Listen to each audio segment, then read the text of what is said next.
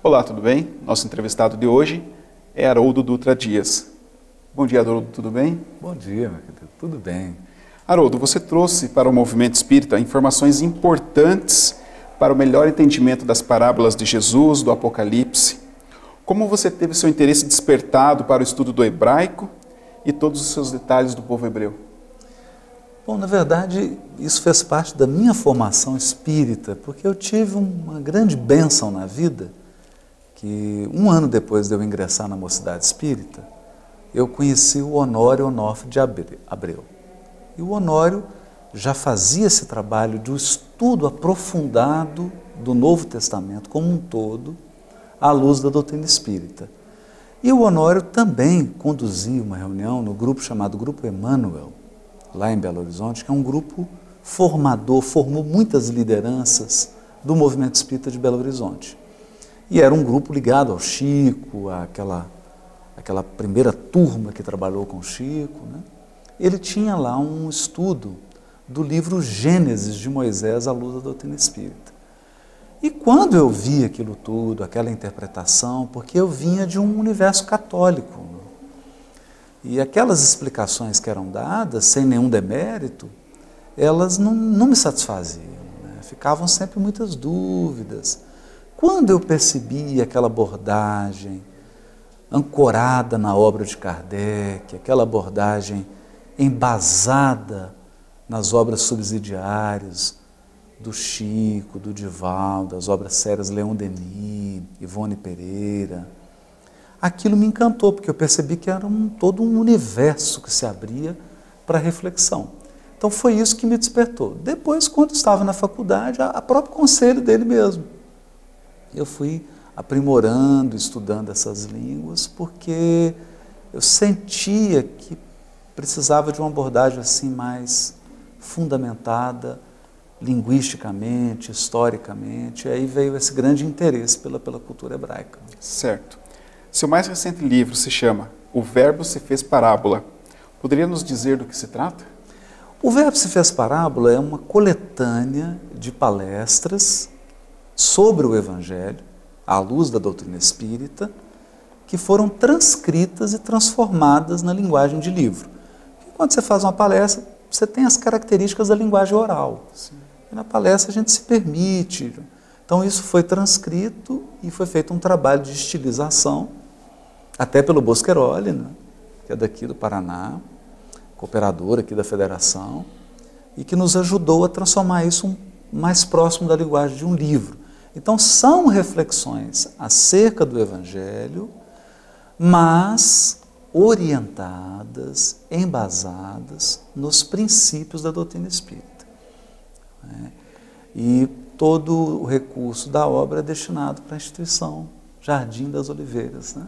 Conduzida aí pelo nosso querido Alberto Almeida. Interessante, muito bem. Haroldo, Jesus, em sua qualidade de nosso modelo e guia, conhecia muito bem as questões da lei da justiça. Sabia, portanto, em todos e teriam que saldar seus débitos. O que significa, então, a súplica ao Pai de perdão aos seus algozes, porque ele não sabia o que estavam fazendo? Isso. Isso é uma passagem que desafia o quê? Desafia a nossa compreensão do perdão. Isso é bonito, não é? Por quê? Nós temos uma falsa visão de que o perdão é um apagar da falta. É um apagar do erro e um apagar das consequências do erro. E aí surge essa passagem de Jesus que desafia essa concepção, né? E hoje, com a luz da doutrina espírita, quando nós compreendemos que o espírito imortal, ele precisa lidar com a consequência dos seus atos, por quê? Porque isso é o elemento pedagógico da lei divina. Se você não lida com as consequências dos seus atos, não há aprendizado no erro.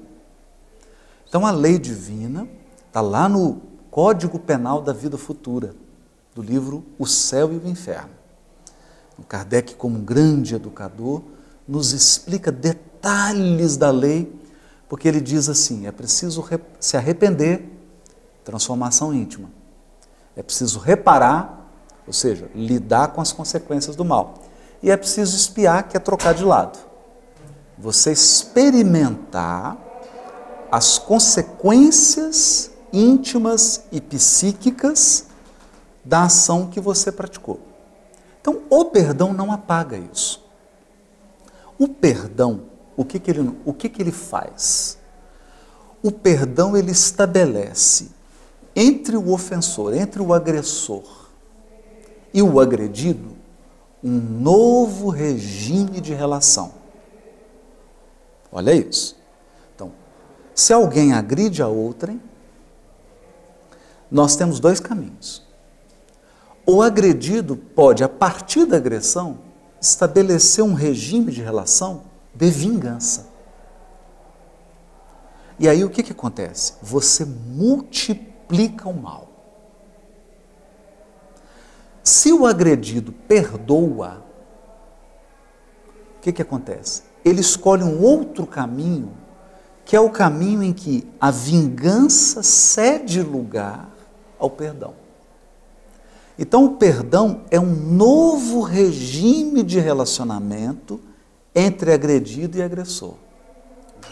Ela abre os caminhos e ela reduz as proporções do mal. Então, quando Jesus suplica simbolicamente o perdão de Deus, ele está pedindo o quê? Ele está pedindo um novo regime, um novo sistema de relacionamento com Deus, porque qual que era o sistema antigo? O Deus que vinga, o Deus ciumento, o Deus que... não é? Era essa a visão. Isso está muito claro no diálogo, por exemplo, de Zebedeu com Jesus. E no final Zebedeu chora, está no capítulo do Boa Nova. E aí Jesus fala, antes você temia a Deus, que está tudo certo. Que André Luiz diz que o temor é o berço rústico da fé. Então, antes a nossa relação com Deus é a relação de temor. Ele vai castigar, eu vou... Agora o Cristo inaugura uma relação do quê? Do Deus misericordioso. Não é do Deus que passa a mão na cabeça. Não é do Deus que apaga a falta. Mas é do Deus que, por amor e por misericórdia, abre caminhos à reparação.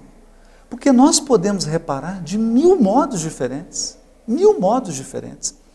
Quem, por exemplo, abandonou crianças, pode vir e construir uma obra maravilhosa de amparo a crianças.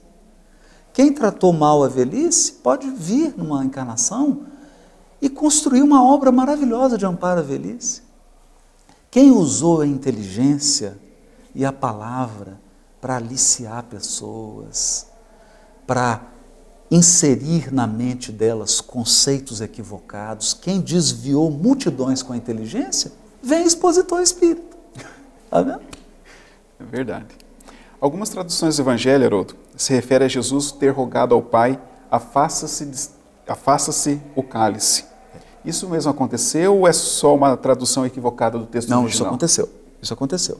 Então, há um cálice. Isso é importante. Por quê? Toda a crucificação de Jesus, é isso que a gente precisa entender. E toda hora ele está dando essa dica. Toda a crucificação de Jesus evoca a Páscoa.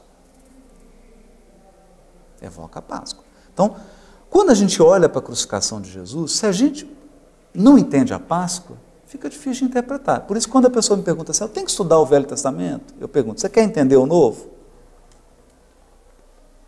Não é? Porque estou olhando para a crucificação. Como é que eu vou entender? Eu tenho que entender a Páscoa. Qual que é o contexto da Páscoa? Bom, tem toda a história do Êxodo, tem todo um livro para contar isso, que é o Êxodo, a libertação. Há um cálice. Não é? Então, na cerimônia da Páscoa, existe o cálice, existe o cordeiro, existe a imolação do cordeiro, e isso foi construído, simbolicamente falando, na história do povo hebreu. Quando que começou essa história do cordeiro? Lá com Abraão e Isaac. A aquedá de Isaac. Então, Abraão leva Isaac, aí, no momento que ele vai ser sacrificado, Deus fala, não, eu vou dar o cordeiro. É bonito isso, né? Porque Abraão prepara todo o jumento, tudo, leva Isaac e fala, nós vamos imolar no monte. Aí o Isaac pergunta assim, mas pai, cadê o cordeiro? E aí o Abraão não tem coragem de falar. Porque na cabeça dele o cordeiro era o filho. E aí Deus provê um cordeiro.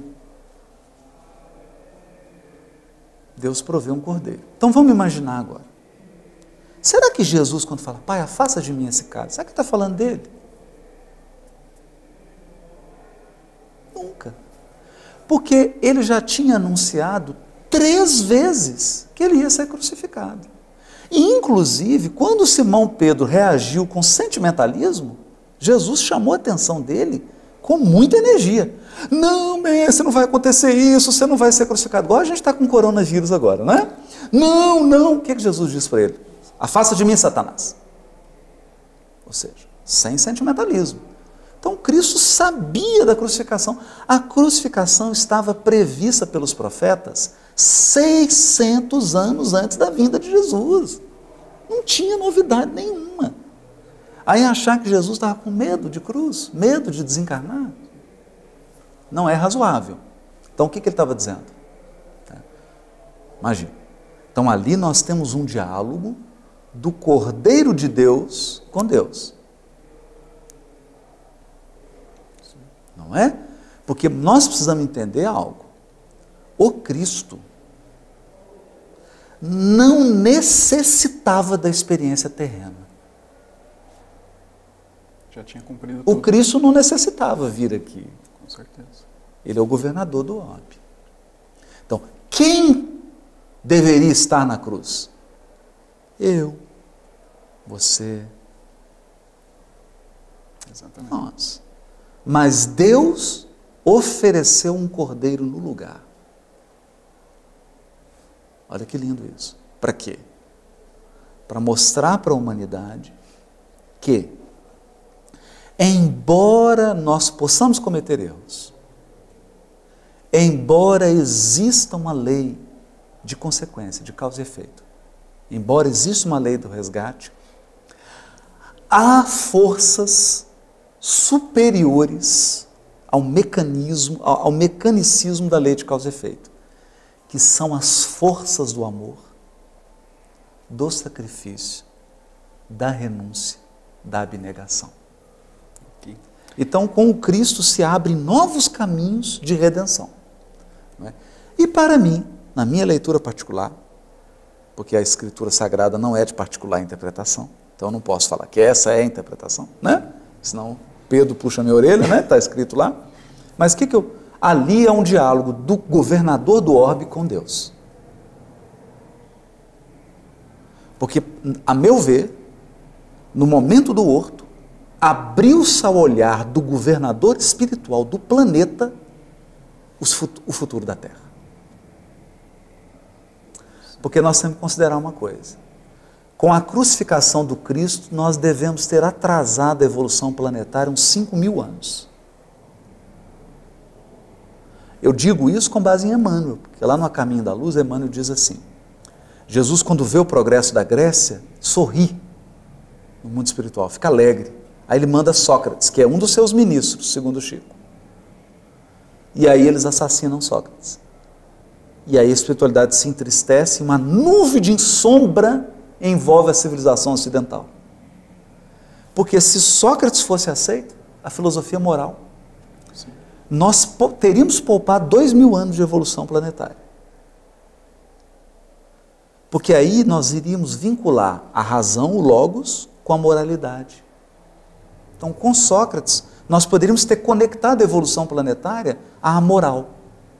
Não conseguimos. Aí foi um desastre. Só ler a história.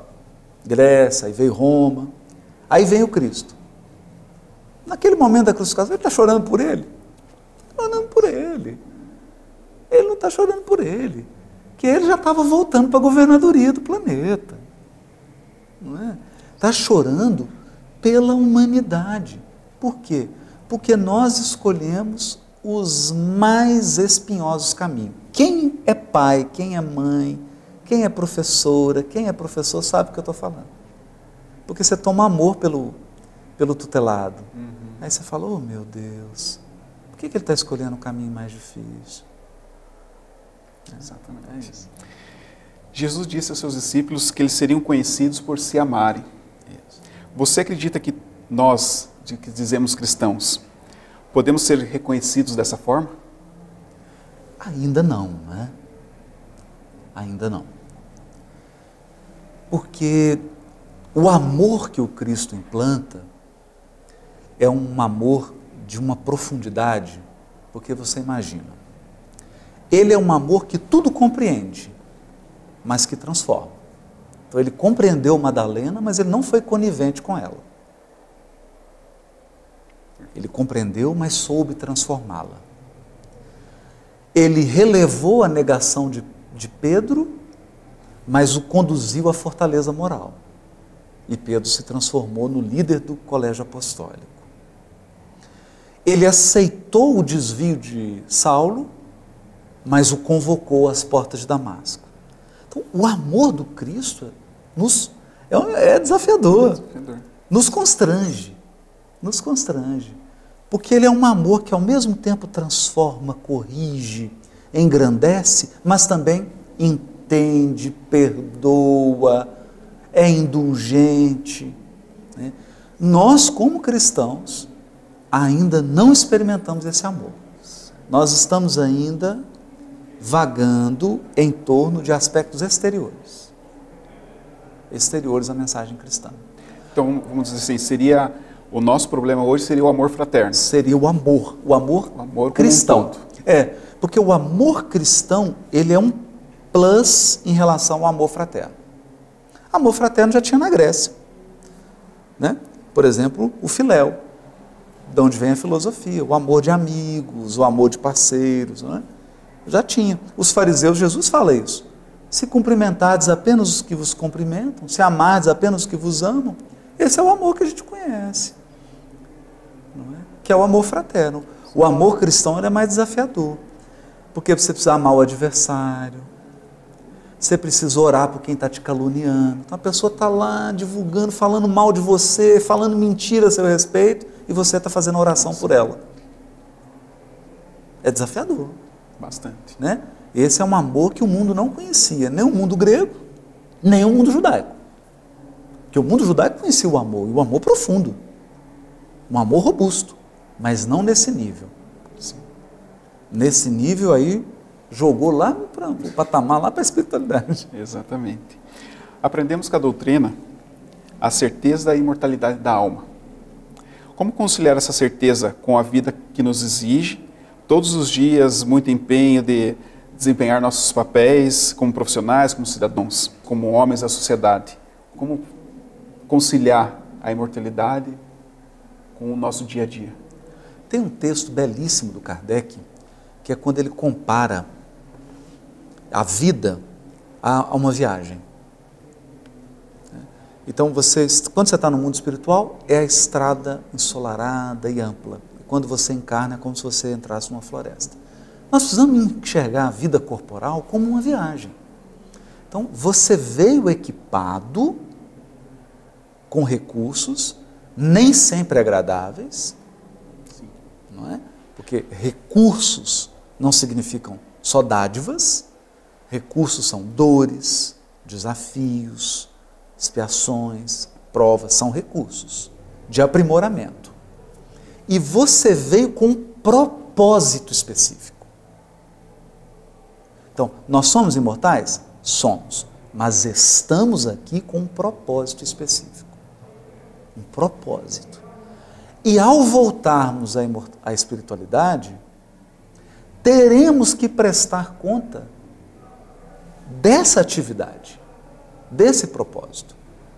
Até que nível quantitativo e qualitativo nós cumprimos esse propósito. Então, viemos com o propósito de aprender certas coisas. Nós temos que aprender. Então, porque o Emmanuel diz assim, uma profissão é o quê? É uma oportunidade de aprendizado, uma oportunidade de aprimoramento. É isso que é uma profissão. Então eu preciso me entregar a ela, porque eu tenho que voltar com esse aprendizado. Não é? Uma família é um desafio, é uma oportunidade de eu desenvolver aspectos emocionais, habilidades emocionais, que eu só vou desenvolver naquela família. Então eu preciso voltar para o mundo espiritual com essas habilidades desenvolvidas. Portanto, cada um de nós tem um programa de trabalho. Um programa de trabalho muito individual e muito específico. E nós precisamos pensar a nossa vida corporal como esse programa de trabalho. Então, executá-lo com disciplina, com objetividade e com foco. Com bastante foco. Porque senão nós nos perdemos num conjunto de distrações ou de gostos. E nos esquecemos de compromissos assumidos, dos quais nós temos que prestar contas. Por quê? Porque nós fomos avalizados, nós fomos amparados, nós recebemos recursos, circunstâncias foram conjugadas. Então nós temos que desempenhar. Então eu falo assim, onde que a gente ganha o jogo? Onde Deus nos colocou. Não é onde a gente quer estar. É diferente, é onde Deus nos colocou. É verdade. Aproveitando, poderia deixar uma mensagem de valor, então, para todos nós que nos credenciamos a ser trabalhadores do Mestre Jesus? Sim. Comungue com o Cristo. Isso é importante. Comungar com o Cristo. Tem uma mensagem linda do Emmanuel, que ele diz assim, quando você está decepcionado, quando você está desanimado, quando você se sente desamparado, você está sendo alvo de crítica, quando seu trabalho não é reconhecido, comungue com o Mestre. Porque ali, nesse processo de comunhão, você lava a sua alma, ele repõe as energias, ele restaura a nossa esperança, ele restaura as nossas forças e ele nos conduz no cumprimento desse programa individual de trabalho. Porque o mestre, ele não é apenas um orientador que fica de longe, ditando o caminho. Isso não é mestre, isso é GPS. Não é? O mestre é nosso irmão mais velho, que nos ama e que está ao nosso lado, entendendo as dificuldades do nosso nível evolutivo e do nosso percurso.